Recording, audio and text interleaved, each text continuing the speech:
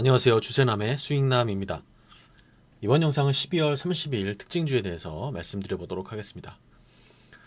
저희 주세남 구독과 좋아요 꼭 눌러주시고 아래 나와 있는 카톡방에도 많은 관심 부탁드리도록 하겠습니다.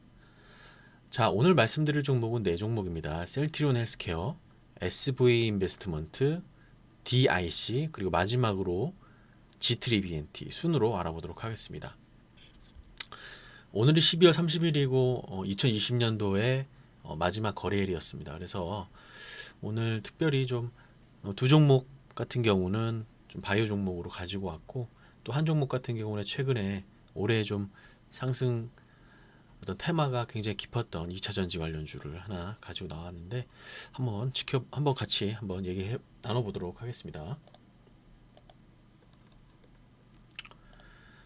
셀트리온 케어 최근에 움직임이 굉장히 좋았죠. 최근에 코로나19 항체 치료제 기대감 지속의 상승 흐름이 나왔고요. 주가가 한 10만 원 언저리에서 형성이 됐던 종목이었는데 단기적으로 한 7, 80% 구간의 상승이 나왔습니다. 한 달 동안의 주가 상승이 이렇게 나왔고 셀트리온 헬스케어 마찬가지고 셀트리온도 굉장히 주가 상승 흐름이 좋았습니다. 셀트리온도 굉장히 좋았고 셀트리온 또 제약이 또 굉장히 좋았죠. 셀트리온 제약도 굉장히 흐름이 좋았습니다.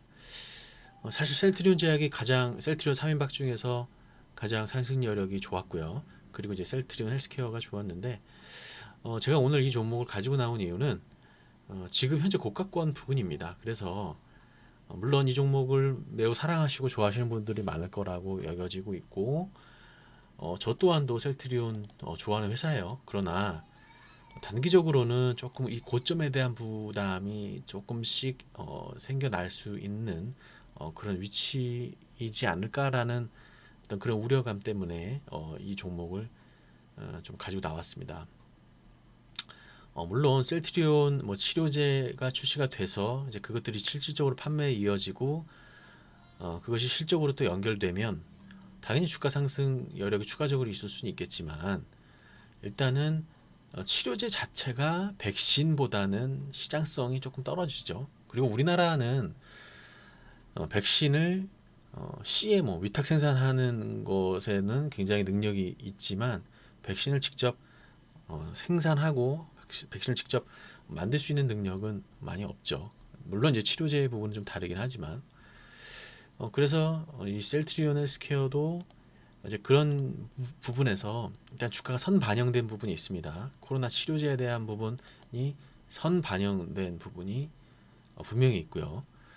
이제 그런 점들에 대해서 조금 이제 조심해야 되는 구간이 오지 않았을까라고 생각합니다. 그래서 이제 그런 관점에서 조금 지켜보시면 좋을 것 같다라고 해서 오늘 셀트리온 헬스케어 종목 들고 와서 이제 설명을 드리고 있어요. 그래서 이 시가총액 현재 2025조고 코스닥 종목 중에 단연 시가총액 1위 종목입니다.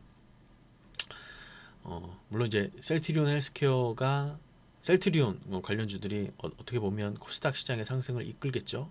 바이오주도 마찬가지고 내년에는 2021년에는 바이오 종목들도 부분적으로 지금까지 상승 못했던 종목들 다시 추가 상승 흐름이 이어질 수도 있다라고 물론 예측은 하겠지만 일단 셀트리온 헬스케어 단기적으로는 약간 좀 꺾이는 흐름이기 때문에 혹시 수익 나실 분들은 한 번 정도는 수익 확보하시는 것도 나쁘지 않아 보여요. 그래서 그런 의미에서 이 종목을 가지고 나왔고 그 다음에 이제 SV 인베스트먼트 가지고 나왔습니다. 얼마 전에 태화그룹으로부터 자동차 모터 사업을 인수한다는 소식에 상한가했는데 자동차 모터가 어떻게 보면은 지금의 엔진 역할을 하는 거고 지금 이제 내연기관차의 엔진 역할을 하는 거고 배터리가 어떤 휘발유 경유 그런 부분을 대신하는 거죠. 에너지원이니까. 그래서 이제 자동차 모터에 대한 시장성도 굉장히 이제 커지겠죠. 당연히 자동차 엔진은 이제 점차 이제 없어지는 거고 자동차 모터에 대한 어떤 그런 부분 기대감이 굉장히 많아질 수 있습니다. LG전자가 얼마 전에 마그나와 같이 조인트 벤처를 설립했고 이제 그런 부분도 아마 지금 자동차 모터를 생산하는 건 아니지만 모터 기술의 어떤 원천적인 어떤 그런 메커니즘은 비슷하죠. 모터 대부분이 그렇기 때문에 뭐 LG전자 같은 경우에는 모터로 들어가는 제품들을 상당히 생산을 많이 했고 또 그런 부분에 노하우가 많기 때문에 전기차 쪽의 모터 생산에서도 굉장히 경쟁력을 가질 수 있을 것으로 보입니다. 그래서 일단 모터 관련한 어떤 사업을 인수한다라는 부분이 시장의 재료로서 굉장히 좀 중요한 역할을 했던 부분인 것 같은데 일단 단기적으로 상승을 못했던 부분은 일단 이 매물대 때문에 그렇죠. 이 매물대를 소화를 아직 못했기 때문에 조금 단기적으로는 하락 구간에 이어지고 있습니다. 그래서 조금 더 하락 구간 그리고 단기적인 조정 구간이 이어질 수도 있습니다. 그런 이후에 다시 또 추가 상승 모멘텀을 이어갈 수도 있죠. 일단 모멘텀 자체가 나쁘지 않기 때문에 일단 그런 식으로 봐주시면 좋을 것 같습니다. 그리고 세 번째 DIC라는 종목이 있는데 제가 저번 주에 현대바이오하고 같이 설명을 드렸던 것 같습니다. 그래서 이번 주에 뭐 이런 식으로 움직일 거다 제가 말씀드렸는데 거의 이제 비슷하게 움직였던 것 같아요. 제가 예측했던 그 부분이 굉장히 좀 비슷하게 움직였고 제가 3,000원 정도까지는 단기 반등이 가능하다라고 그때 말씀드렸던 것 같은데 정말로 이제 3,000원까지 단기 반등이 나와 주었습니다. 오늘. 그래서 좋은 흐름은 이번 주에는 나쁘지 않은 흐름 점차 조정 마무리되어 가고 상방향으로 주가 이제 틀어가는 흐름이 나오곤 있지만 제가 그때 영상에서 말씀드렸던 게 3,000원 되면 일단 단기적으로 매도를 고려해 봐라라고 말씀드렸던 부분이 있어요. 일단 그런 부분들 염두해 두셔야 되고 일단 거기서는 저항이 있기 때문에 어쩔 수가 없습니다. 항상 쉬어가는 구간에서는 주식은 쉬어가야 된다 라는 점이 있죠. 그래서 일단 오늘 상승은 하긴 했지만 조금 더 어떻게 보면 기간 조정이 필요한 종목입니다. 기간 조정 이후에 다시 상승 구간을 만들 수도 있겠지만 지금 자리에서는 조금 더 기간 조정이 나올 수가 있어요. 바로 이렇게 V자 반등이 물론 나올 수도 있겠지만 만약에 V자 반등이 나온다고 한다면 이 종목은 어떻게 보면 단기적으로 V자 반등 이후에 쌍봉을 만들면서 추가적으로 떨어지면서 이제 그렇게 되지 않을까. 오히려 그렇게보다는 단기 조정, 기간 조정이 좀 이어진 다음에 다시 자리를 잡고 요 전고점을 넘는 흐름이 더 좋을 것 같아요. 이 종목 혹시 장기적으로 보유하고 있다, 장기적으로 보유를 계획하신 분들이라면 그렇게 보시면 될 것 같고 그리고 마지막으로 G3BNT를 설명을 해드려야 되는데 이 종목은 이제 제가 처음으로 설명을 해드리는 것 같아요. 이 종목은 이런 뉴스가 있었어요. 어제 대한민국 바이오 투자 컨퍼런스 개최 하면서 투자 심리 개선. 그래서 특별한 종목의 개별적인 이슈가 있어서 종목이 상승한 건 아니고요. 그렇기 때문에 주가가 지속적으로 상승하고 오늘은 어제 상승하고 오늘은 바로 이렇게 또 빼는 흐름이 나오네요. 일단 단기적으로는 지금 이평선들 보시면 이렇게 모아져 있죠. 모아져 있다라는 것은 장기간에 이 가격에서 거래가 되었다라는 것을 의미하고 있는 것이고 그리고 어제 상승하고 오늘 하락 구간으로 접어들긴 했지만 일단은 거래량이 터졌죠. 거래량이 터진 부분은 뭔가 흐름이 나쁘진 않다. 단기적으로. 물론 하루 이틀 더 조정이 있을 수가 있겠습니다.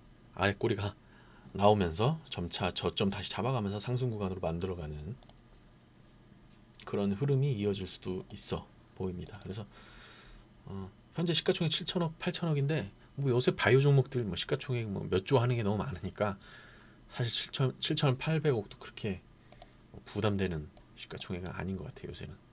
그래서 한번 이 종목도 그동안 상승에 어떻게 보면 소외돼 있었던 종목이었죠. 그렇기 때문에 한번 지켜보셔도 나쁘지 않을 것 같아요.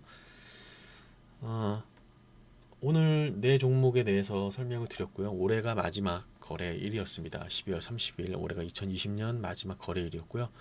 올해 시장 매우 좋았고 좋았다기보다도 막판에 갈수록 좋았죠. 사실 처음에는 코로나 이슈 때문에 주가가 많이 떨어졌었어요.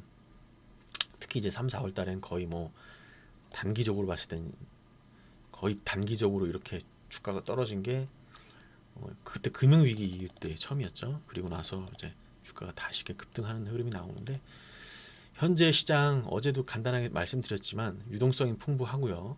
그 다음에 이제 전반적으로 저금리 그런 게 이어지고 있기 때문에 화폐 가치가 하락하고 있기 때문에 조금 더 어떻게 보면 이 유동성 시장이 이어갈 수 있다라는 그런 판단을 하고 있고 내년에도 아마 코스닥 시장이 사상 최고점을 찍는 한 해가 되지 않을까 그렇게 한번 기대 한번 해보도록 하겠습니다. 물론 굉장히 많이 남아 있긴 하지만 뭐 미국 시장 같은 경우를 한번 보시면은 뭐 미국 시장처럼 우리나라가 되지 말라는 법도 없겠죠. 미국 시장 같은 경우도 워낙 뭐 특히 이제 나스닥 같은 경우를 보시면 엄청나게 상승을 많이 했지 않았습니까? 이렇게 뭐 2008년도 금융위기 이후 때 1400이었던 2000이 채 안 되던 나스닥 지수가 6배 상승했으니까 뭐 우리나라도 이렇게 상승하지 말란 법은 없겠죠. 그래서 한번 내년에도 조금 더 올해보다도 조금 나은 어떤 그 안정적인 주가 상승이 있기를 기대합니다. 시청해 주셔서 감사하고요. 새해에는 꼭 좋은 일들 많이 있으셨으면 좋겠습니다. 영상 시청해 주셔서 감사합니다.